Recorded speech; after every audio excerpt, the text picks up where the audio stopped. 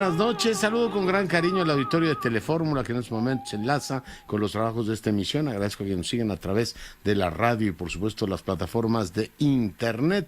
Le comento que hoy hay relevo en la Guardia Nacional, llega el general David Córdoba, será el nuevo comandante de ese cuerpo, sustituye a Luis Rodríguez Bucio, también general, quien es ahora el subsecretario de Seguridad Pública. Ricardo Mejía Verdeja deja la subsecretaría y ahora es candidato a otro de los socios de la 4T, en este caso el PT, al gobierno de Coahuila. Sobre la situación en el metro, el fin de semana se reportaron más incidentes. En la línea 7 se desprendieron 2 vagones. No sabemos todavía lo que va a decir la fiscalía, pero el director del metro dijo lo siguiente.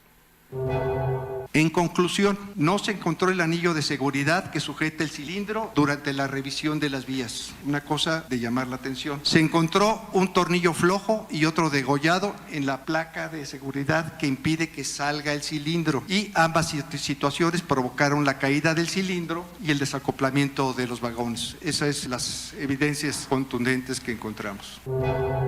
Eso es lo que dijo el director del metro sobre el caso de la ministra Esquivel, después de que efectivamente se encontraran parecido sustancial, prácticamente idéntica, con otra tesis de licenciatura. Ella dice que no tiene nada de qué avergonzarse. Escuche. Tengo una carrera en la que no tengo nada de qué avergonzarme y hoy más que nunca, por la dignidad de las personas, defendiendo la Constitución y los derechos humanos, así como los principios democráticos de México. Nada de qué avergonzarme y trabajaré intensamente.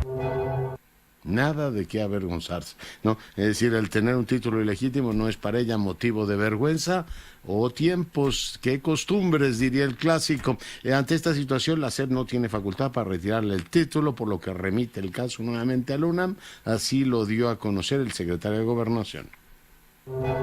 Hay instancias que en este caso deben de resolver el asunto, que son el Consejo Universitario y el Tribunal Universitario. Entonces se le pedirá a la Universidad Nacional Autónoma de México, al señor rector, que no evadan la responsabilidad que tienen, sino que emitan ellos una resolución.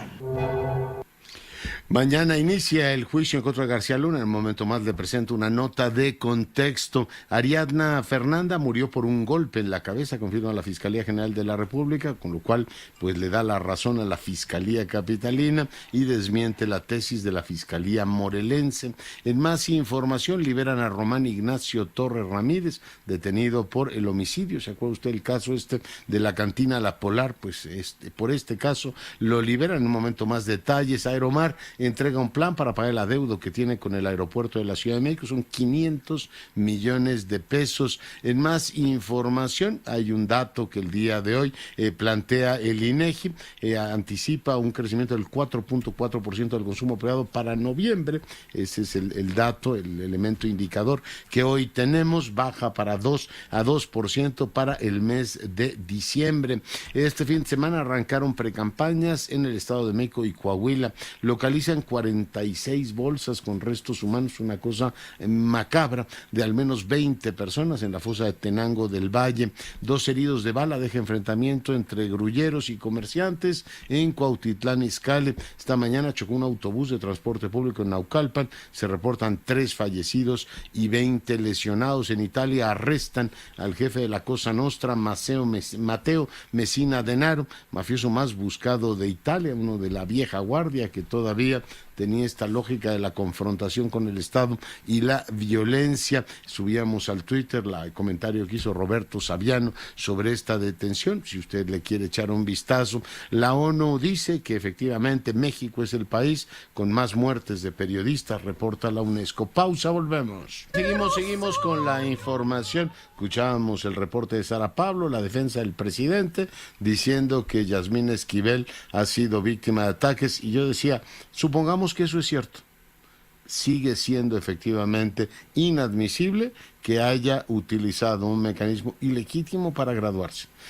Mire, déjeme decírselo con todas las letras, como si nos enteráramos que el secretario de Hacienda compró un coche con billetes falsos. Y dice, bueno, pero lo hizo cuando era joven. De todas maneras lo están criticando por ser miembro de este gobierno. No, hay hechos que en este caso incriminan a uno directamente, y sigo sin entender por qué el presidente establece este vínculo de sociedad. Él había dicho que él no buscaba complicidad con nadie.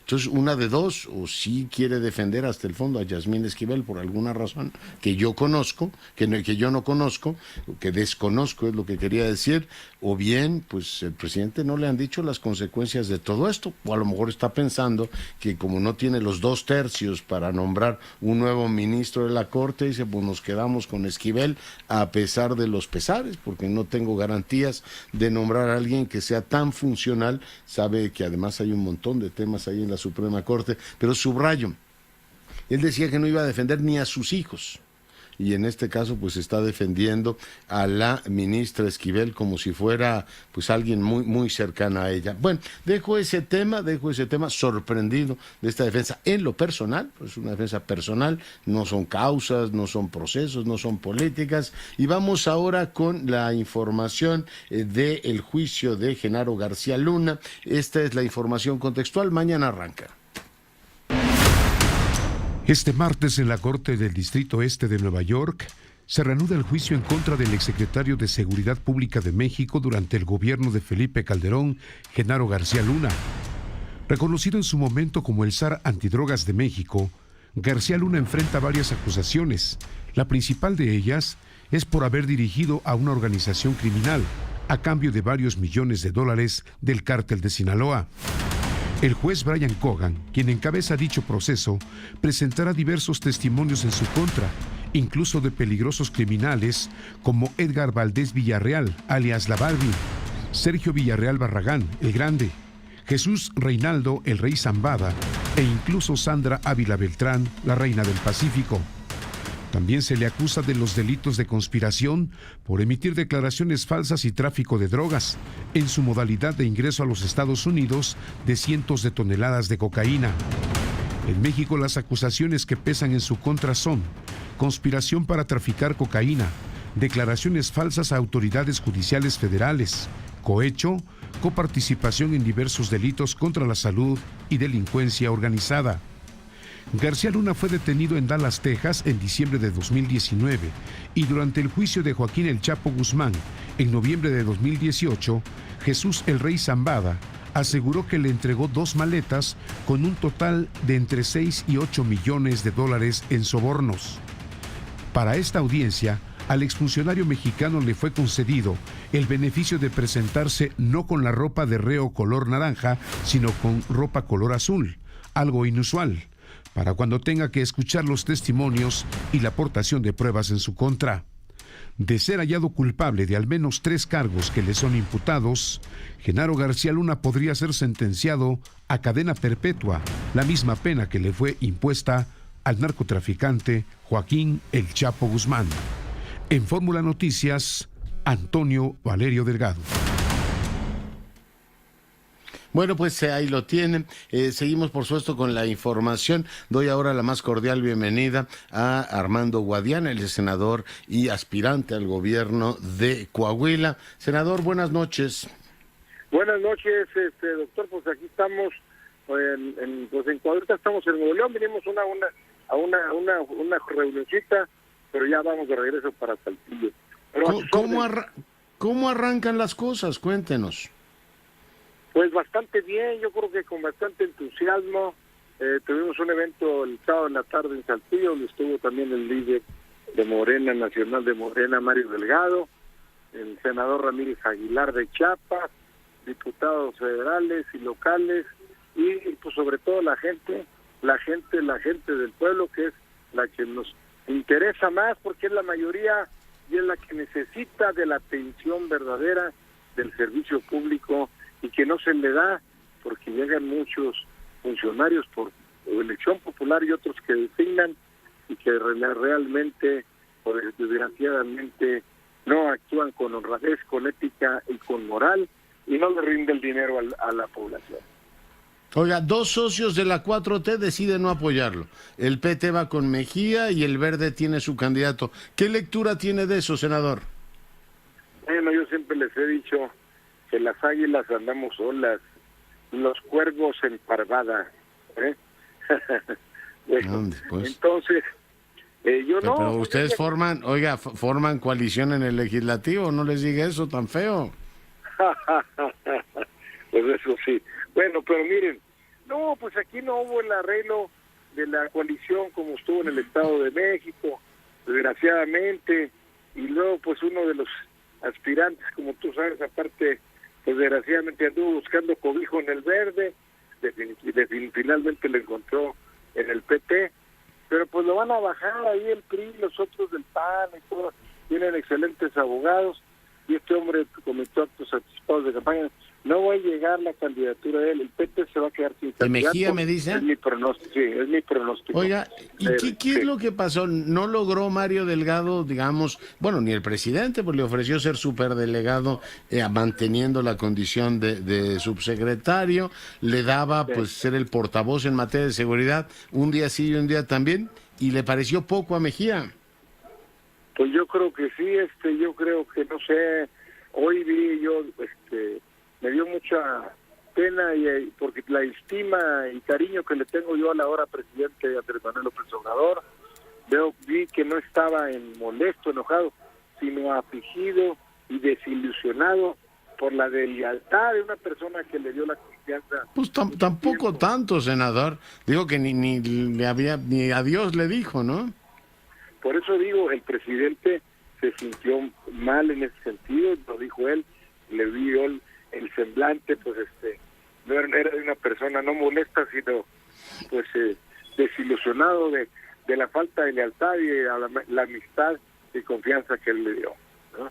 Oiga, usted conoce mejor al presidente que yo le pregunto, cuando el presidente se enoja, suelta, vea la que le soltó ya la UNAM, y cuando no le cae bien a alguien, pregúntele a Krause o pregúntele a alguien más, o siente que hay deslealtad. Con Mejía tengo la impresión que ha sido hasta terso, ¿no? Pues ¿No habrá ahí un entendimiento de fondo? Se lo pregunto directamente. No creo yo, yo confío en que el presidente es una persona demócrata, con el espíritu democrático, y que respeta el método que él mismo implantó cuando nació Morena, de las encuestas, y las encuestadoras que se contratan son encuestadoras serias, y no se hace una ni dos, sino 3 encuestas, y las 3 salieron semejantes, la verdad, de acuerdo a los resultados. Y las públicas salían que usted era el preferido, ¿sí?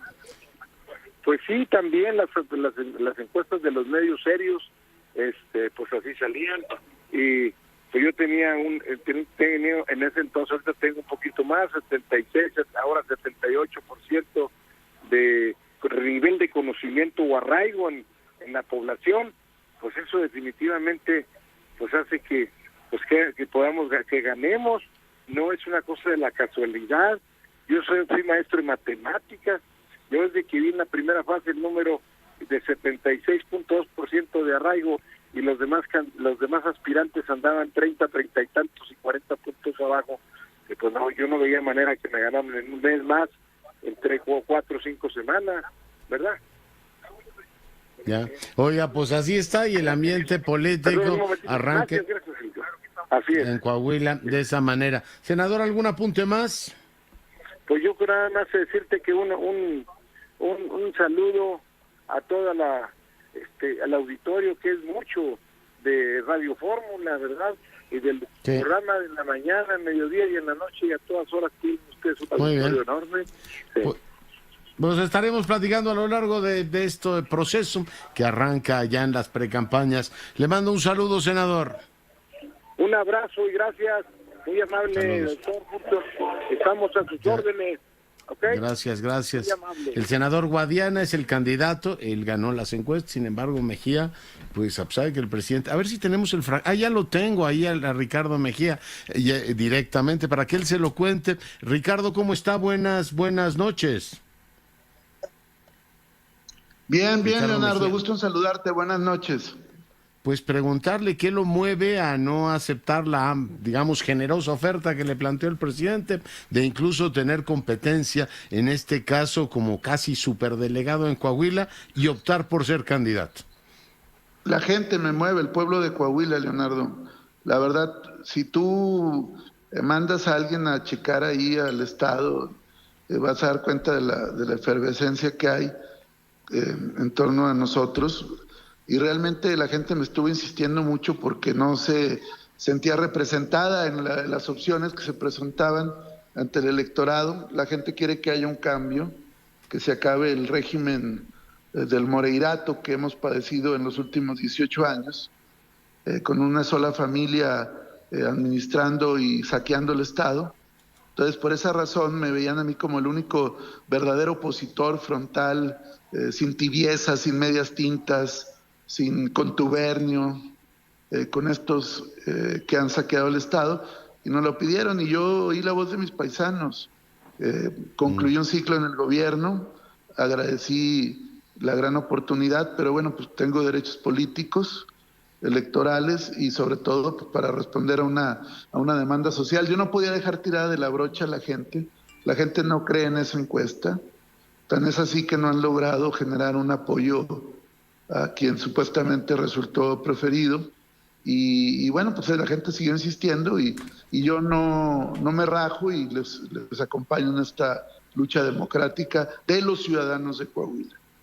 Oiga, ¿cómo renunció? Porque el presidente dice hoy que pues, le dejó ahí un papel y ni adiós le dijo. No, bueno, yo respeto mucho y mi gratitud, mi lealtad. Y ¿Pero cómo, yo no voy a fue? negar. Cuéntenos. No, pues yo sigo los conductos institucionales, yo soy subsecretario, además tú recordarás. ¿Renunció a Rosa Isela? Al presidente, y desde luego que hay instancias que yo tuve que tocar, y además estaba el tema de la cumbre que tú recordarás, y yo tenía el plazo legal encima, porque si yo no renunciaba el viernes, Leonardo, no era elegible. Entonces pues hice lo que cualquiera ve a sus superiores, se los entrega y ahí explico claramente las razones. Yo sabía que... Usted era el portavoz, usted tuvo, digamos, contacto con el presidente cotidiano, ¿no? Pues sí, en muchas ocasiones, pero finalmente estos días fueron días de mucho ajetreo, de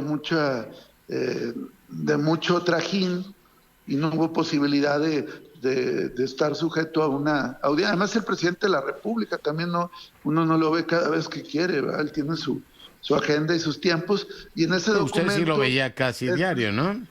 Explico y fundamento y motivo las causas, y además pues mi decisión ya estaba tomada, eso es muy importante, Leonardo. Yo tenía ya la decisión. Lo inquietante es que la de él también, que es sostener lo de la encuesta. ¿Usted cree que está el presidente enojado con usted o solo enojado? Pues yo creo que sí puede haber cierta molestia, sin duda, pero yo creo que él es un demócrata, es un hombre comprensivo. A lo mejor ahorita la coyuntura ahorita es intensa, pero bueno, pues acuérdate que él se crea como una figura nacional a partir de una lucha local en su tierra, en Tabasco. Él encabeza el éxodo por la democracia cuando había situaciones ahí en Tabasco, y yo estoy ahora encabezando una lucha democrática de los coahuilenses. Además, Coahuila tiene mucha historia, Leonardo. A veces pareciera que somos un estado ahí de relleno, pero la Revolución Mexicana la encabezaron, la Revolución Mexicana la encabezaron coahuilenses. Quien crea que Coahuila quien crea que Coahuila es de relleno tiene un gravísimo problema en la vida. Pues sí, oiga, pero ¿cómo va, digamos, a gestionar su vinculación con la 4T habiendo un candidato de la 4T? Cuénteme. No, bueno, la 4T es plural. Bueno, si es un movimiento histórico, y yo lo explico en mi carta de renuncia. ¿No? Bueno, un movimiento histórico como la Revolución, que es el calado que se le quiere dar a la Cuarta Transformación, pues imagínate tú que en la Revolución Mexicana solo hubiera maderistas, o magonistas, obregonistas, o carrancistas. No, era un movimiento plural. Pero no me lleves esquina, Subse, pues ahí acaban matándose todos. Tan plural que acabaron. Pero aquí es un movimiento pacífico, pero plural. Porque es un movimiento del pueblo de México y hay un líder. ¿Pero la 4T es usted o es Guadiana?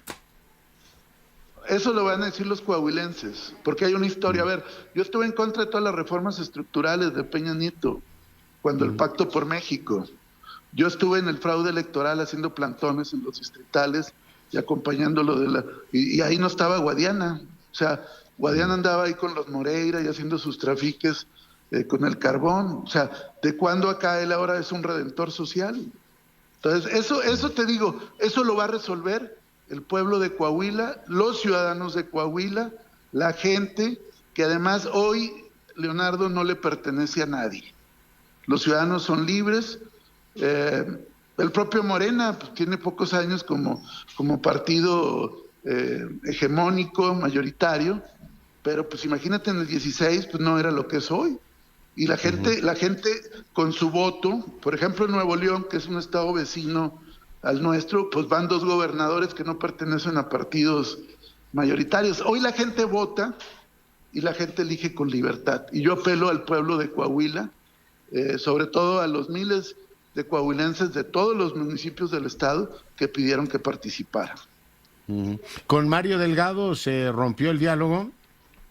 Pues la verdad, él es una gente que desde el 9 de diciembre ya no contestaba llamadas, no atendía, y después de la encuesta jamás el señor se dignó a hablar. Él no tiene el pulso de los estados, él desde su oficina impone y manda a hacer sus estudios ahí con sus consultorías, y así es como resuelve.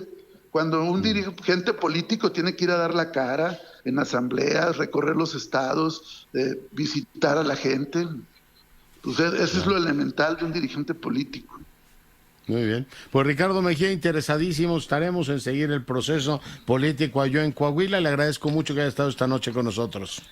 Muchísimas gracias, Leonardo. Saludos. Saludos. Buenas noches. Ricardo Mejía, y tiene a los dos, Guadiana y Mejía. Escuchó usted pues sus razones, y bueno, pues así está la situación allá en Coahuila con los partidos de la 4T. Saludo ahora a Salomón Chertorivsky. Salomón, ¿cómo estás?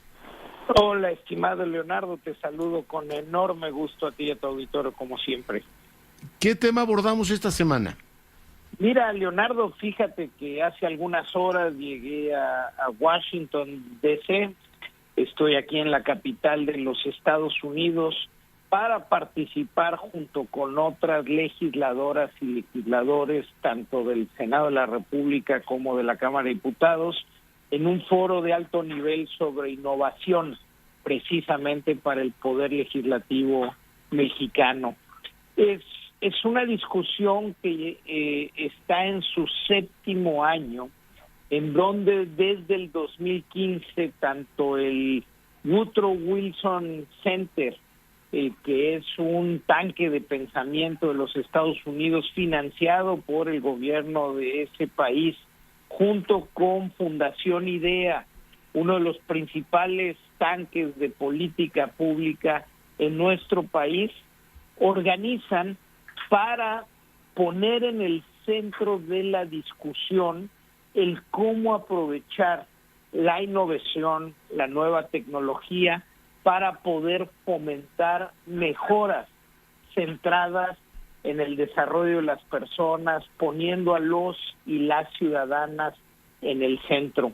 En esta ocasión, adicional a ello, con el COVID-19, con los años de pandemia, se pone en evidencia los rezagos y las desigualdades que ya existentes se magnificaron en este periodo, y cómo tenemos hoy una posibilidad de pensar el futuro aprovechando la tecnología. Vamos a tener, Leonardo, un día y medio de mesas, de diálogo, en donde trataremos de escuchar lo que está en el centro del desarrollo tecnológico. El primer día, sobre todo concentrado en los temas de salud. Quienes estamos aquí formamos parte de las directivas de la Comisión de Ciencia y Tecnología de Cámara de Diputados y Cámara de Diputados, y de la Comisión de Salud de Cámara de Diputados. El primer día es centrado en los temas de salud, por supuesto, pues cómo va la innovación en el sector farmacéutico, qué está significando y por dónde está caminando. Vamos a analizar el aprovechamiento de los datos, de esto del Big Data, para los temas de salud, lo que esto significa, la capacidad diagnóstica, la capacidad de poder, las grandes bases de datos y la información que esta te brinda, utilizarlo para la toma de decisiones, y por supuesto cómo tiene que regularse esto. Las nuevas tecnologías como plataformas para el desarrollo, para poder entender de qué manera se tendrían que regular estas plataformas, además con los ojos puestos en que tenemos toda una iniciativa de ley en materia de salud digital que hemos estado discutiendo a lo largo del último año y que podría ver la luz si con estas discusiones encontramos comunes denominadores. La oportunidad de, además de ese diálogo, tenerlo con los más importantes especialistas en el mundo, pero sobre todo en un ambiente que nos lleva a salirnos de alguna manera de la coyuntura diaria, de la política diaria, para poder discutir de la manera más franca y abierta en un ambiente en donde pues ahora sí que no hay cámaras de televisión ni micrófonos de radio, Leonardo, que nos permita tener un diálogo constructivo para la construcción de legislación que permita aprovechar, insisto, la innovación, la tecnología para el bien de la salud de las y los mexicanos y para un mejor desarrollo de la persona. Yo creo que es muy importante lo que dices y ojalá lo hagan. Y de paso, bueno, pues comentarte que hace un ratito platicábamos con la presidenta de la Academia Mexicana de la Ciencia. No es la misma pieza legislativa, pero muestran una enorme preocupación porque no se les está escuchando, tanto en lo que tiene que ver con la agenda como las prioridades de investigación científica. Me decía que en los próximos días el legislativo los ha citado. Ojalá pues el legislativo sea sensible a estas preocupaciones de la comunidad científica, Salomón. Por supuesto, estimado Leonardo. Mira, este fin de semana había una pieza muy importante publicada en el periódico Reforma de Antonio Lascano, Sí. que creo que vale la pena no solo leerla, sino estudiarla, en cómo, si queremos realmente tener una legislación para el futuro de la ciencia, la innovación y la tecnología en nuestro país, lo que tiene que estar en el centro no son ideologías, tiene que estar en el centro el desarrollo y el portento científico, y lo que estamos viviendo en este momento de cambios exponenciales no podría estar versado en ideologías que contaminan, por supuesto, las decisiones que se pudieran estar tomando en esa materia. Creo que en efecto, y qué bien que lo traes a colación, Leonardo, es una de las discusiones más importantes que tendremos en este periodo legislativo, y en el centro de la discusión tendrían que estar las y los científicos de México dando su punto de vista. Ojalá nos demos la oportunidad de escucharnos para poder legislar en favor de México. Claro, pensarlo así. Mi querido Salomón, te mando un gran abrazo y que tengan una muy productiva reunión. Fuerte abrazo, querido Leonardo. Me parece muy importante, y termino con esto, que México es parte de un planeta, que necesitamos escucharnos en el entorno de este planeta, porque si no nos quedamos ensimismados con las cosas que nos suceden en la coyuntura todos los días, y eso a veces obstaculiza ver ahora sí que la gran fortaleza que tiene nuestro planeta en materia de desarrollo. Sí, pues te mando un gran abrazo y pendientes, cuídate. Abrazo fuerte, querido Leonardo. Y le decía que hoy el Financiero publica una, en este caso, encuesta sobre si hay o no credibilidad en la Corte. A la gente le preguntan, ¿cree usted que en México hay división de poderes? El 62% cree que el Poder Judicial sí es autónomo y también lo cree en el Legislativo. 63%, hay un 34% que dice que está sometido al presidente. Rocío Galván, te saludo. ¿Qué tal, Leonardo? Te saludo con mucho gusto y quiero decirte que en total 8 personas quedaron sepultadas hoy en 3 derrumbes de casas que fueron registrados durante la noche y madrugada de este lunes debido a las lluvias que han sido muy intensas, Leonardo, desde el sábado por la tarde. Fueron 4 adultos y 2 menores de edad que sobrevivieron, pero 2 niñas de 7 y 14 años fallecieron, de acuerdo con los trabajos de bomberos, que tardó 6 horas en la recuperación de los cuerpos. Las lluvias continúan y, bueno, de acuerdo con Protección Civil, ha caído la mayor cantidad de agua tanto en Tijuana, en la zona de San Quintín, en Ensenada y Tecate, desde 1993. Estamos hablando de 61 a 81 milímetros en el pluviómetro, Leonardo, y bueno, esto ha ocasionado un desastre total en la ciudad. Ha habido deslaves, ha habido inundaciones. Qué barbaridad. Bastante complicada, sobre todo en la zona de Tijuana, aunque también en Tecate tuvieron que cerrar la garita debido a las inundaciones que se resintieron en este otro municipio. Y una persona de Rosarito... Rocío, nos va a sonar la campana. Permíteme, pasamos el corte y volvemos contigo. Información pendiente de lo que ocurre en California. El presidente Biden, por cierto, declaró ahí zona de desastre, dada la situación que se vive en aquella parte de la geografía americana. Pero nos decía Rocío Galván de la situación complicada que tienen ahí en la frontera. Rocío, regreso contigo. Bueno, mire, te decía, hay una persona que también la arrastró la corriente del agua, que ha llevado una gran fuerza y desafortunadamente murió, esto en el municipio de Playas de Rosarito. Y bueno, para que te des una idea, la audiencia y tú, de cómo está la situación, la presa Belardo Rodríguez incrementó el almacenamiento de agua en 23 centímetros y 423.209 metros cúbicos, en comparación al 15 de enero, que tenía 35 centímetros y 638.000 metros cúbicos. O sea, ha estado muy fuerte la lluvia y va a continuar, ya con más débil, más moderada, pero hasta el día de mañana continúan las lluvias y bueno, pues también las bajas temperaturas. Es lo que tenemos en la información, Leonardo. Rocío, gusto saludarte. Igualmente.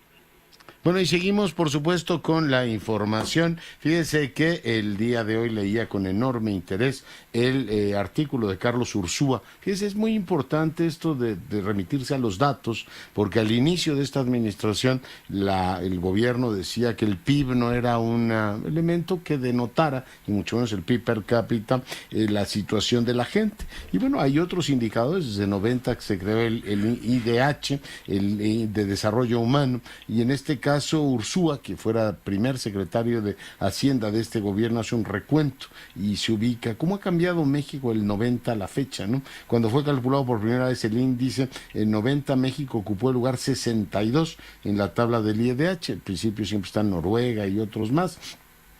México ocupó el 62 en esa tabla. De acuerdo con los últimos datos de 2021, México ocupa actualmente el lugar 86 entre 191 países. O sea, hay países que van progresando y el nuestro no solamente no progresa, sino que tiene un retroceso. A lo mejor estamos estancados, pero como hay otros que avanzan, en este caso pues nos vamos quedando atrás, como ocurre con la competitividad en términos generales. Los datos anteriores, dice Ursúa, no pueden ser motivo de orgullo. La vergüenza se vuelve mayor cuando se compara con la posición que México tenía antes de la pandemia. En 2019 el valor del IDH era 0,779 y México ocupaba el lugar 74. Así pues, el indicador de México cayó en 2 años, una caída 3 veces mayor a la caída promedio en el resto del mundo. De manera más, en este caso, preocupante, México perdió 12 lugares en la tabla general, está en el lugar 74, hoy está en el 86. Son datos que están ahí para quien los quiera, en este caso, revisar, están en el PNUD y pues son los temas que deberían estar normando la discusión nacional. Esos son los temas que deberían, en este caso, mover la discusión nacional y no toda esta politiquería que tenemos todos los días de anticipación de campañas y todo lo demás. Por cierto, me dicen que ya tengo al representante del PAN ante el Instituto Nacional Electoral, Víctor Hugo Sondón. Víctor Hugo, ¿cómo está? Buenas noches. ¿Qué tal, Leonardo? Con mucho gusto de poder saludarte y de poder dirigirme a todo tu auditorio. A ver, cuéntele al auditorio, presentaron una queja ante el INE por lo que ocurrió el sábado. Es correcto, Leonardo, Díganos. es correcto. Como te darás cuenta, en los últimos 4 años de gobierno morenista, ha sido de forma reiterada, constante y permanente la vulneración al artículo 134 constitucional, en donde rige precisamente el comportamiento de los funcionarios públicos en torno de los escenarios políticos y de los procesos electorales. Sin embargo, han sido insistentes en esta vulneración. Nosotros en la representación durante estos 4 años hemos presentado más de 100 entre quejas y denuncias tanto en el Instituto Nacional Electoral como en la FEDE, que es la Fiscalía Especializada para los Delitos Electorales, como también... ¿Esa existe todavía? ¿Perdón? ¿Esa existe todavía? Sí, o sea, hay algunas todavía pendientes en la FEDE. Sí, es que tú recordarás que antes no era FEDE. No, se llamaba FEPADE, pero ahora no la veo actuar ni en defensa propia, Dios mío. Por eso preguntaba si existía.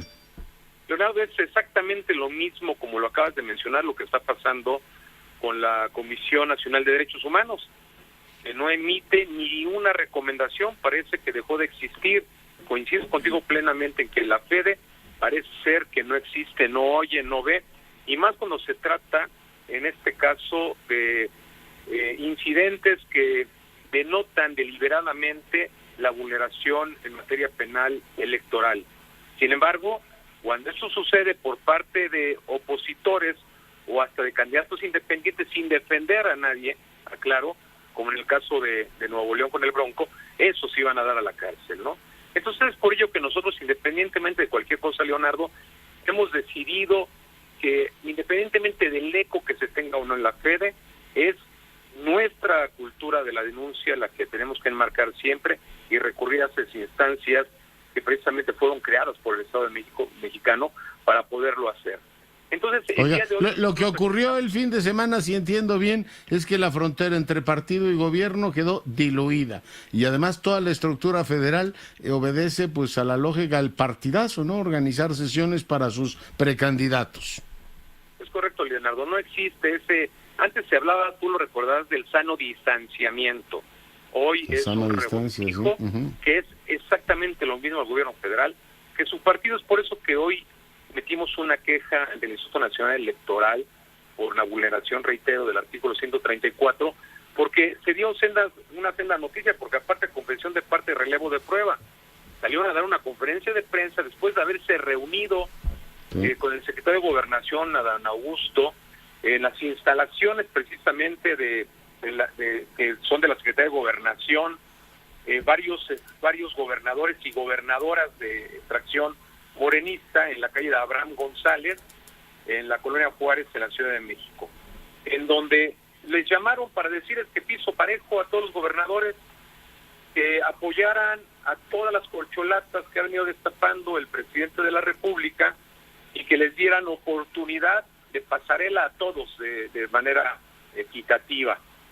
Imagínate utilizar ya al grado tal que llegaron a utilizar oficinas, recursos públicos federales para llevar a cabo sus actos de proselitismo de manera abierta por parte del presidente también de Morena a nivel nacional, y que ya sin recato alguno y de manera cínica están actuando de esta manera. Es por eso que nosotros estamos pidiendo las medidas cautelares que están emitidas por el Instituto Nacional Electoral como tutela preventiva para evitar que esto siga sucediendo y que salgan las advertencias respectivas. Estamos también analizando ahorita el ir a este lugar que, pues, como dijiste bien, parece que no existe, pero lo tenemos que hacer, porque de manera institucional lo tenemos que hacer, es recurrir a la Fiscalía Especializada de Delitos Electorales también para presentar senda denuncia. La Constitución y las leyes para ellos ha quedado totalmente claro, Leonardo, que les estorban.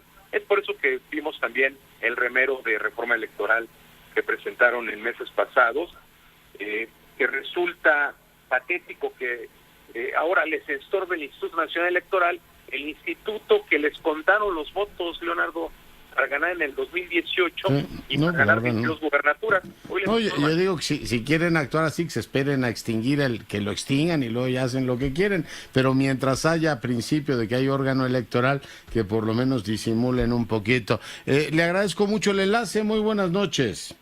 Leonardo, te agradezco mucho la oportunidad y estoy a tus órdenes. Saludos y buenas noches. Víctor Hugo Sondón, el representante del PAN ante el INE, dice uno, bueno, pues por lo menos tápenle ahí un poquito, ¿no? Digan que la reunión fue en el partido y que no fue el secretario. No, pero aquí directamente. Y los gobernadores, poleas de transmisión del partidazo.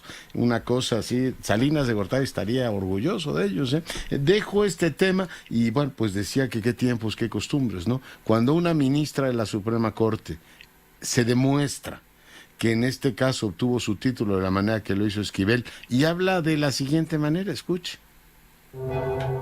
Tengo una carrera impecable, tengo una carrera en la que no tengo nada de qué avergonzarme y hoy más que nunca por la dignidad de las personas, defendiendo la Constitución y los derechos humanos, así como los principios democráticos de México. Nada de qué avergonzarme y trabajaré intensamente en todo este proceso de cambio que necesitamos y de independencia en el Poder Judicial de la Federación. La resolución que no comparto, evidentemente, no existió un procedimiento, no hubo una valoración de las pruebas que determinan contundentemente que la tesis es de mi autoría y por supuesto ni siquiera he sido notificada de ningún dictamen ni de ningún acta. Pues rechazo absolutamente la determinación del Comité de Integridad.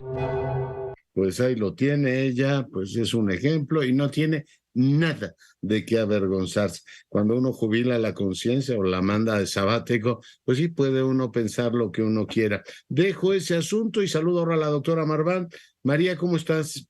Muy bien, Leonardo, muy buenas noches. Y no nos habíamos hablado este año, ni a ti ni a tu auditorio. Muy feliz año. Lo mejor, mi querida María, cuéntanos qué tema abordamos esta semana. Mira, me debatí mucho si hablar sobre el tema de Yasmín Esquivel, pero el tema que traigo es sobre el metro. Ya has hablado en tu espacio sobre el accidente, la falta de transparencia en términos del mantenimiento al metro, pero creo que la respuesta a la crisis también merece un análisis. Primero, una vez más, se recurre a las Fuerzas Armadas, a la Guardia Nacional, para solucionar otra deficiencia, no diría yo del Estado, creo que el Estado hay que usarlo con cuidado, pero sí, por supuesto, del gobierno de la Ciudad de México. Ante una clara deficiencia, una mala administración, la respuesta es la que hemos visto a lo largo de todo el sexenio, se llama a las fuerzas militares para que traten de dar respuesta a este problema. Dado el rechazo que causó el haber llevado a la Guardia Nacional al metro, empezamos a encontrar posteriormente, estuve revisando la línea del tiempo, las acusaciones de un posible sabotaje. Y me parece muy grave el haber hablado de cómo se transportó o no se transportó una caja negra de los vagones del metro, una caja negra que es del estilo de las cajas negras de los aviones, que de alguna manera van llevando una bitácora para después poder hacer una autopsia forense. No sé si se usa autopsia en el caso de un transporte público o nada más de personas, para poder determinar las causas del accidente que evidentemente era previsible y no debió de haber sucedido. Mi abuelita decía que sobre una mancha de tinta la tapa otra más grande, y es el punto al que quiero llegar. La respuesta mediática y la coordinación mediática para tratar de darle cobertura y de alguna manera arropar la candidatura de Claudia Sheinbaum me parece verdaderamente de escándalo. Si revisamos el día de hoy, la gran mayoría de las primeras planas, por lo menos de los principales periódicos, vemos a la jefa de gobierno reinaugurando de manera muy apresurada 4 o 5 estaciones de la línea 12, con una invitación, un cantante, la misma foto o una foto muy parecida en las primeras planas. Es decir, de verdad que a un drama, porque creo yo que el accidente del metro fue un drama, fueron tratando de cubrirlo a partir de hierros desde mi parte cada vez mayores. Sobre el accidente se puso a la Guardia Nacional, sobre la Guardia Nacional las acusaciones falsas de un sabotaje y sobre eso una coordinación mediática para hacer una suerte de relanzamiento de la candidatura de Claudia Sheinbaum. No sé cuál parte me parece más preocupante, pero creo que el conjunto es de verdad alarmante. Sí, es verdad, la Crónica lo trae, El Sol de México, en portada también el Diario 24, El La Universal. Razón también lo trae en portada, el Universal, y es la misma foto, muy contenta la jefa de gobierno. Bueno, pues ahí está, Milenio también la trae en portada, Excelsior. Sí, sí es bastante Y impresionante, naturalmente, la jornada. eso no puede ser natural, perdón, pero no puede ser natural. Bueno, lo tomo así. Oye, en cualquier caso, estamos hablando de algo muy grave, ¿no? Si es sabotaje y en este caso los trabajadores del metro están impidiendo que funcione apropiadamente, pues es peor que la compañía de Luz y Fuerza a la que disolvió Calderón en un acto de gobierno. Aquí estarías como declarando una guerra que no te atreves a decirle su nombre, María. Claro, y una vez más, que no llegamos al fondo del asunto y no hay culpables. Vamos a suponer que de verdad hay un sabotaje. Declaras la guerra en serio y además asumes quiénes son las personas físicas y si es el sindicato como tal, en qué está su responsabilidad. Lo hemos comentado más de una vez en este espacio. A la solución que se plantea de meter al Ejército o a la Guardia Nacional para resolver alguna deficiencia del Estado, corrupción de aduanas, corrupción en la distribución de medicinas, una vez que interviene el Ejército, no sabemos más nada de la investigación que debería de haber atrás, en donde se desbarata esta red de corrupción y vaya que sí sería importante desbaratar hasta sus últimas consecuencias el sabotaje de las personas físicas o si es el sindicato, quienes están cometiendo estos actos de sabotaje. Sí, sí, absolutamente. Oye, un apunte, te robo un minuto. A mí me parece escandaloso que la estrategia electoral, que además la hagan pública, se haga desde la Secretaría de Gobernación y se instruya a los gobernadores, como si van empleados del gobierno federal. A ver, señores, esto se va a trabajar de esta manera, María. Todo alrededor de esta campaña es verdaderamente escandaloso.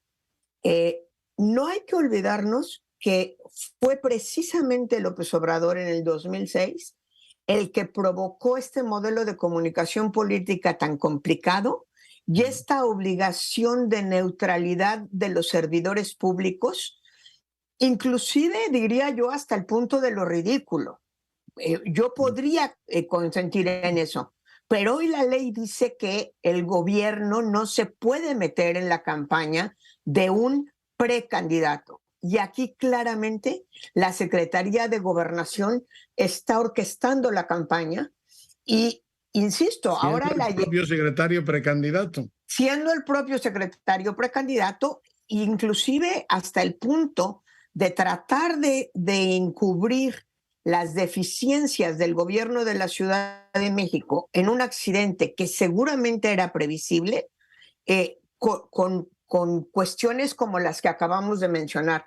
Realmente es escandaloso la forma en la que estamos viendo que el gobierno está manejando las campañas electorales y como desde mediados del 22, a lo mejor desde antes, desde el 21, hay una intromisión constante del gobierno, del Ejecutivo Federal, en el proceso electoral de 2024.